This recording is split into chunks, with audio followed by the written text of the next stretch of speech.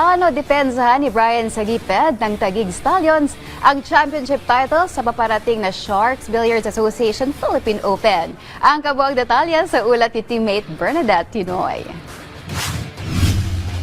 Sa pagpapatuloy ng 2025 Sharks Billiards Association Philippine Open, kung saan mahigit sa 100 billiard players ang nagpasiklaban para sa layong makasali sa paparating na SBA Season 2. Inihayag ni Taguig Stallions member Brian Sagiped na plano nilang depensahan ang kanilang titulo ng pagiging kampyon, kaya naman puspusan na rin ang kanilang pag-iensayo.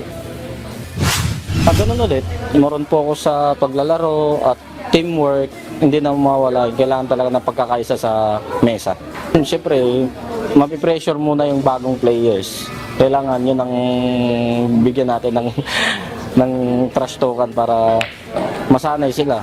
Ayun, siyempre maninibago talaga sila, mangangapa sila sa mesa.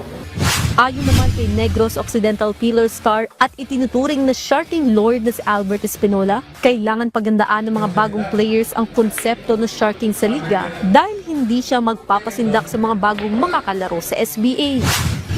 Hindi ako papadaig pagkadating sa ganyan. Kaya nga tayo binansagan na Sharking Lord. Hindi tayo pwede magpatalo. Ay dapat silang maganda talaga sa akin dahil ako sanay na ako rito at ako ang pinaka-drag, pinaka-Sharking Lord. Tatagal ang Philippine Open hanggang April 27 kung saan malalaman na rin ang mananalo na may prize fund na 1 milyong piso. Bernadette Tinoy para sa Atletang Pilipino, para sa Bagong Pilipinas.